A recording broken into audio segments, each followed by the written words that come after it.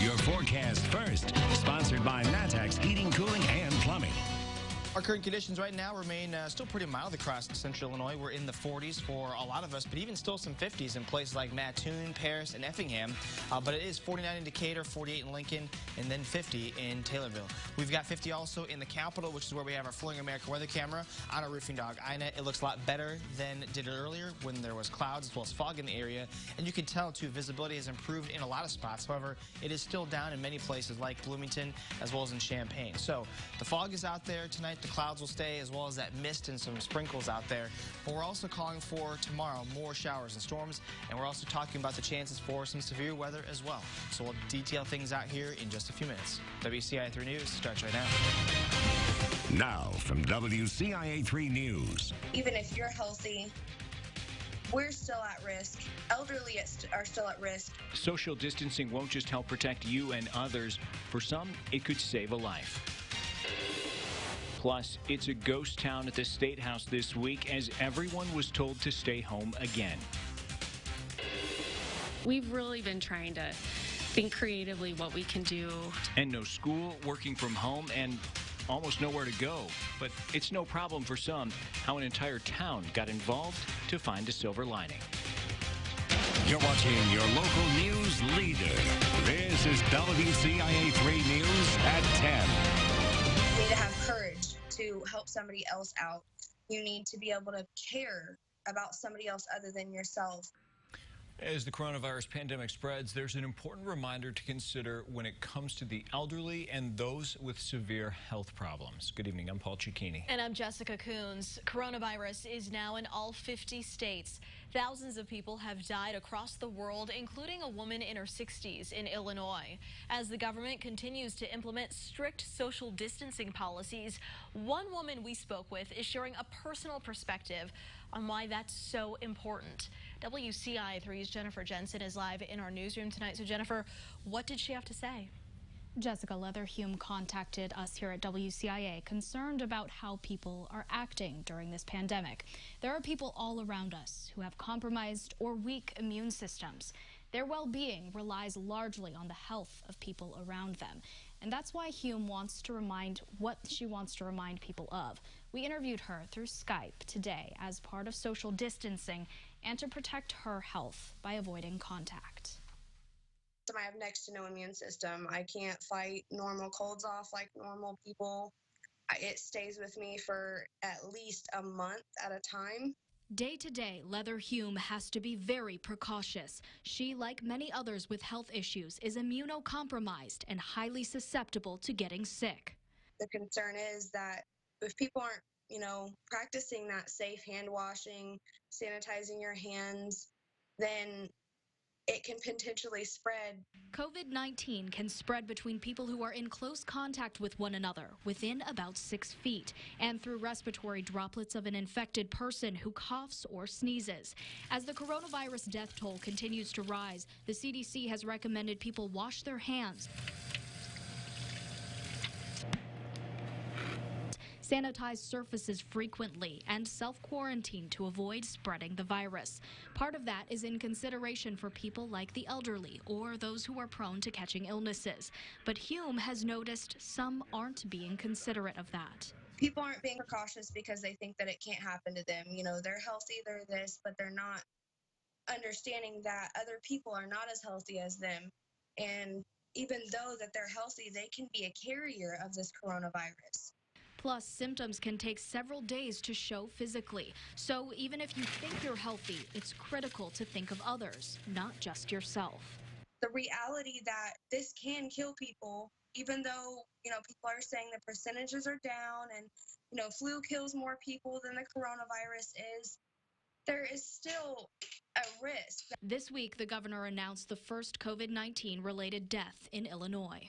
The patient, a woman in her 60s with an underlying condition, resided in Chicago, was not a nursing home resident, and was diagnosed with COVID-19 earlier this month. When I heard about the news that, the woman had passed away in Illinois, I started to cry because that's somebody's family. There's a reason state governments are temporarily shutting down restaurants, bars, and why businesses are letting employees work from home to avoid unnecessary contact.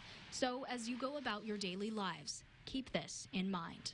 To not be considerate is not human-like at all. We all need to help each other out. There are now more than 7,000 confirmed cases of COVID-19 across all 50 states. As of today, at least 141 people have died from it in the U.S. In the newsroom, I'm Jennifer Jensen, WCIA 3, your local news leader. Some important advice in that story. Jennifer, thank you. The governor said there are 128 new cases of coronavirus in Illinois. That makes it 288 cases in 17 counties, including Champaign and Sangamon in central Illinois. The governor recognized this is in part due to an increase in testing, but he also says that the virus is spreading. The people who contracted the virus in Illinois range in age from 9 to 91. The state recorded its first death yesterday. Governor Pritzker reiterated the point that from everything we know about this virus, no place and no person is immune. And even though Illinois is being recognized as a national leader in response to COVID-19, make no mistake, these numbers will get much worse before they get better. And as Jennifer just said, the death toll in the U.S. has surpassed 140 as the virus has impacted all 50 states. Many churches in central Illinois have to completely cancel their worship for the next few weekends. Some churches, like St. Matthew's Catholic Church in Champaign, are live streaming Mass, but other smaller churches in the area don't have the resources or staffing to do that, so they'll have to cancel service viewing entirely. Some funeral homes have also started streaming. Sunset Funeral Homes has started putting services online. They ask permission from families and post the links after the funeral. They say they're one business that just can't close. With this virus, a lot of businesses are shutting down. I would like to think that we are an essential business, an essential service, and so we have to go on.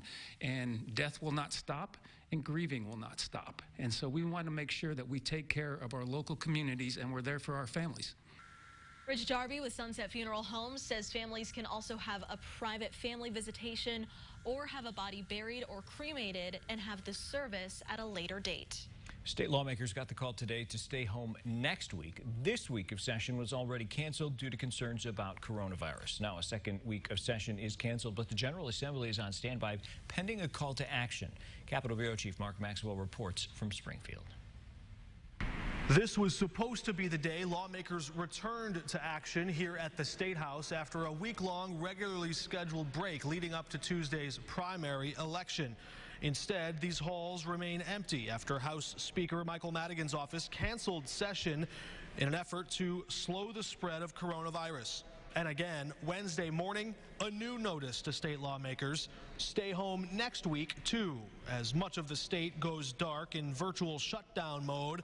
Governor Pritzker traveled south to Murfreesboro, where reporters asked him if he might consider calling a special session. I think, again, we need to make sure that we're doing this in a way that's healthy and safe. You know that when you open up the Capitol, you're not just talking about the 177 members of the General Assembly that come.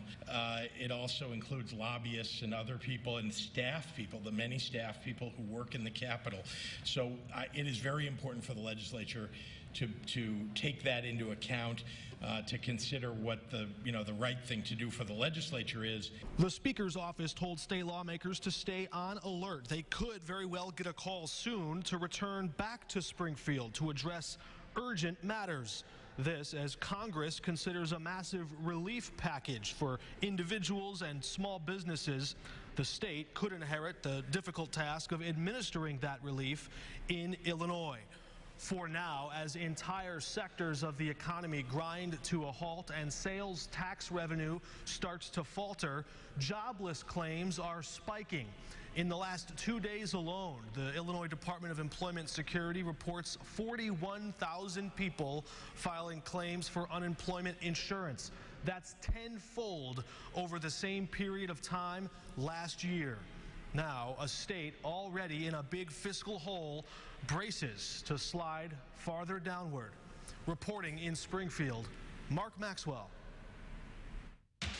One grocery store is helping those who are at risk, high risk of coronavirus. We'll show you how they're stepping up. Plus, some restaurants have laid off workers as dining rooms closed, how others are trying to keep as many employees as possible.